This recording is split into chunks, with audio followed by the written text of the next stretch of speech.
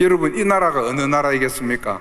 지금부터 60년 전 보릿고개, 우상숭배, 세계 최빈국, GNP 67불, 국토면적 108위, 문맹국, 전쟁으로 황폐가 된 나라, 평균 수명 45세.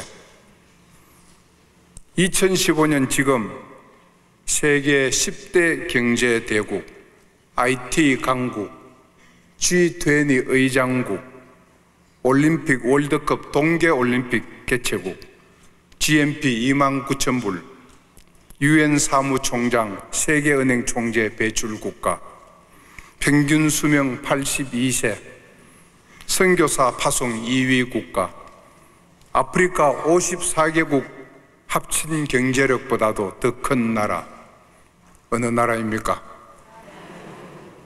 역시 명성교회는 아주 훌륭하십니다. 예. 여러분, 단숨에 이런 수직 발전이 가능하다고 보십니까? 세계 어느 나라에서 이런 역사를 찾을 수 있을까요?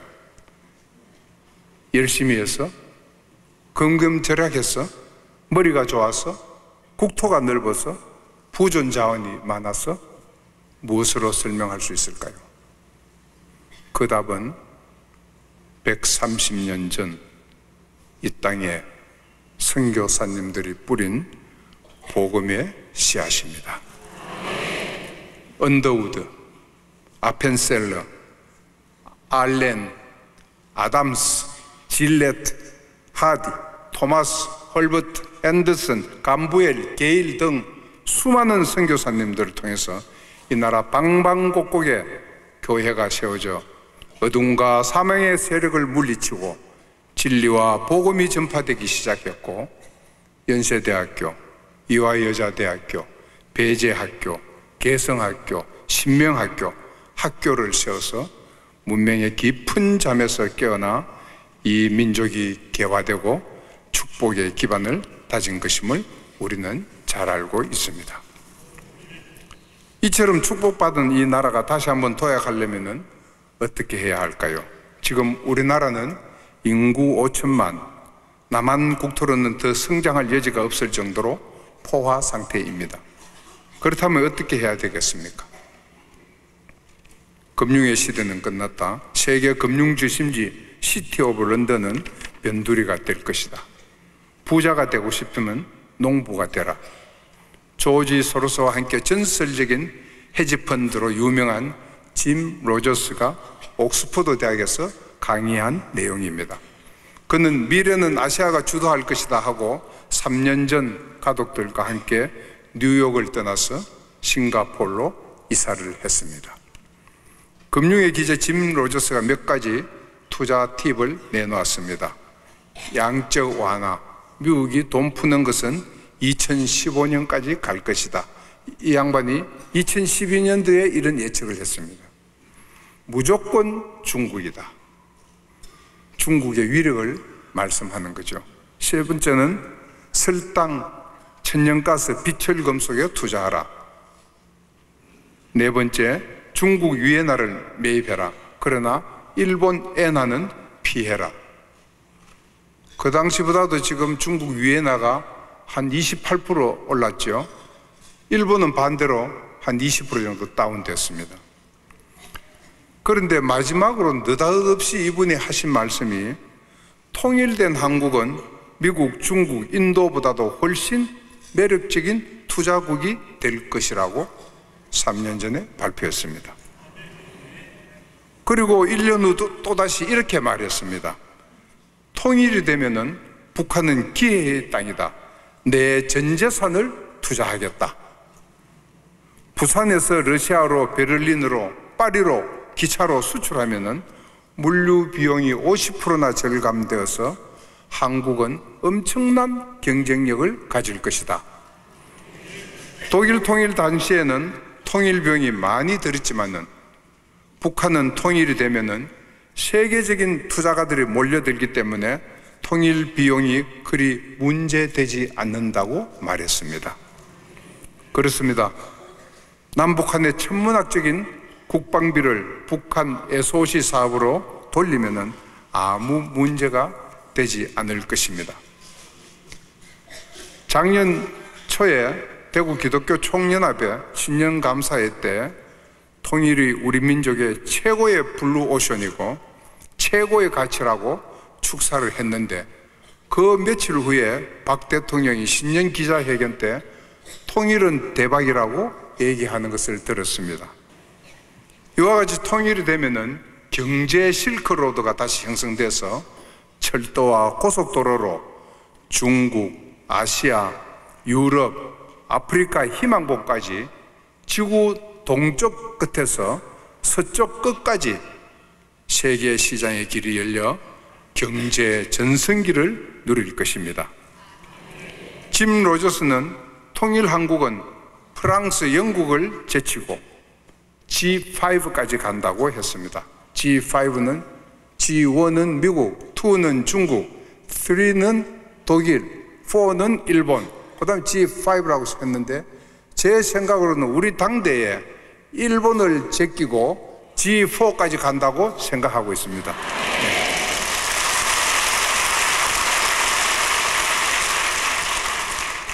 이 양반이 통일 한국을 한마디로 표현하면은, 한 단어로 표현하면 뭐라고 얘기합니까? 그러니까 exciting, 흥분된다 그랬습니다. dynamic, 역동적이다 그랬습니다. 프랑스 최고의 지성 자크 아탈리라는 분이 계시는데, 이분은 한국은 통일에 의해서 미래가 좌우된다. 앞으로 세계 중심은 아시아가 될 것인데 통일 한국은 아시아 최대의 경제국이 될 것이며 성공 모델이 될 것이라고 얘기했습니다. 네. 이렇게 좋은 통일, 모두가 희망하는 통일, 민족의 소원인 이 통일을 어떻게 이룰 것입니까? 첫째, 중국과의 관계 개선. 요새 박 대통령과 시진핑 주석이 아주 좋은 관계를 유지하고 있습니다. 중국도 방문하고 또 시 주석이 우리나라도 답방했습니다.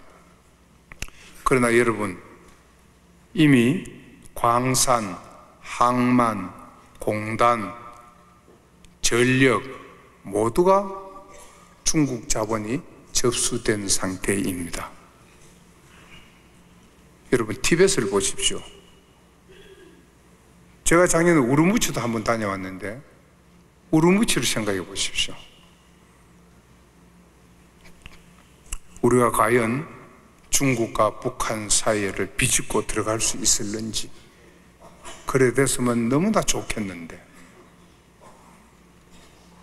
아니면 우리가 미국과 긴밀한 협조를 해서 통일을 이룬다. 얼마나 좋겠습니까? 그러나 미국과 협력하면 할수록 중국과 러시아의 반대가 더 심해질 것이고 북한을 더욱 강하게 통제할 것이라고 생각합니다. 어떡합니까? 양대국을 믿고 할 수도 없고, 그러면 남북한이 서로 군비를 증강해서 전쟁을 치룬다? 그러면 지금은 전쟁 치밀으면 다 파멸의 길입니다. 안타깝게도 사면초가입니다. 많은 학자 정치가들이 햇볕 정책, 김대중 노무현 정권 때 써왔습니다. 10년 동안. 견제 정책, 김영삼, 이병막 정부 때 써왔습니다. 강온, 양대 정책을 다 써봤지만은 아무 효과가 없을 뿐 아니라 다시 핵무기를 개발하고 4차 핵실험을 운운하고 로켓포를 쏘아 올리고 있습니다. 제3의 정책을 빨리 찾아야 합니다. 학자마다 목소리는 크지만은 우리 구도에 맞는 통일 이론을 제시하지 못하고 우왕좌왕하고 있습니다. 어떻게 해야 될까요? 동독 마지막 총리였던 도타오 데지메르는 의미 있는 핵심적인 말을 했습니다. 완벽한 통일 준비란 있을 수 없다. 동독 주민이 통일을 열렬히 원해 독일 통일의 급무사를 탈 수 있었다. 한반도도 결국 북한 주민에 달려있다. 북한 주민들이 다른 세상도 있다는 것을 알도록 끊임없이 노력해야 한다고 지적했습니다. 그렇습니다. 북한 주민들에게 헐벗고 굶주리고 통제된 사회가 아니라 풍요롭고 자유롭고 번영된 사회가 있다는 것을, 억압과 감시가 아니라 인간 존중과 신앙과 자유의 세계가 있다는 것을 알려야 하는 것입니다. 그러나 어떻게 알립니까? 동서는 바다로 막혀 있고, 남쪽은 휴전선이 가로놓여 있고, 북쪽은 중국과 맞닿아 있는데 마치 섬 같은 땅, 무슨 방법으로 북한에 알릴 수 있겠습니까? 그 해답은 한국 교회에 있습니다. 탈북자 구원 정책입니다. 이제 교회가 나서서 탈북자들을 끌어안는 것입니다. 남한에 오길 정말 잘했다. 인간답게 사는 길이 여기에 있구나. 전혀 새로운 세상이구나. 자유가 이렇게 좋은 곳이구나. 부모가 자식을 사랑하는 것 같이 감동하도록 섬기는 것입니다. 그렇게 되면 지금 수시로 북한 가족과 교신이 되고 있습니다. 탈북자들은 북한에 있는 자기 가족들의 동향을 잘 파악하고 있습니다. 확실히는 모르지만은 그들 나름대로의 방법이 있는 줄 압니다. 평양 시민 70% 이상이 휴대전화기를 가지고 있습니다. 중국 핸드폰 등이 좋은 통신 체계를 이루고 있습니다. 탈북자들에 의해서 남한의 좋은 소식을 북한에 전파하는 것입니다. 교회가 있는데 마치 고향집에 돌아온 것 같다, 친정 같다, 부모같이, 형제자매같이 섬긴다, 영혼 구원을 받았다, 기쁨과 감사가 넘친다. 북한 전역에 남한의 좋은 소식이 탈북자들에 의해서 전화 교신을 통해 북한의 가족들에게 반복적으로 전달되면 북한 사회는 서서히 변화되고 동시다발로 무너지고 말 것입니다. 마치 동독 주민이 자유를 갈망해서 변화되고 베를린 장벽이 총칼 없이 무너진 것 같이 통일이 이루어진다고 확신합니다. 할렐루야! 이와 같이 탈북자 구원을 통한 남북 통일은 오직 역사의식을 가진 크리스찬의 눈에만 보이는 것입니다. 승려의 눈, 무신론자, 타 종교를 가진 정치가, 행정가, 학자들 눈에 이 정책이 보이겠습니까? 그런데 지금 탈북자들의 실상은 어떻습니까? 탈북자 중 많은 사람들이 정오와 기피의 대상이 되고 왕따당하고 정착하지 못해 다시 중국으로 동남아로 떠돌이 방랑자 신세가 되고 있습니다. 심지어는 북한으로 재입국하지 않습니까? 어떻게 해야 합니까? 통일의 기회를 방관만 하고 있어야 합니까? 교회가 이 일을 감당해야 합니다. 한국에 있는 5만 교회가 한 교회가 한 명씩, 2명씩 책임지는 것입니다. 그들이 3년, 5년, 10년 평안히 정착할 때까지, 주님을 영접할 때까지 끌어안는 것입니다. 내 원수를 사랑하라, 신약 성경을 관통하는 가장 숭고한 키워드라고 말할 수 있습니다. 신약 성경에 있는 또 하나의 위대한 말씀이 있습니다. 내 이웃을 내 몸과 같이 사랑하라입니다. 이를 실천해서 축복받은 나라가 있습니다. 바로 독일입니다. 통일된 독일은 선진국 중 최고의 경제 성장률, 최저의 실업률, 최고의 수출 국가로 우뚝 섰습니다.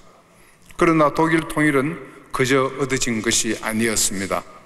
무엇보다도 독일 통일의 중심에 교회가 있었습니다.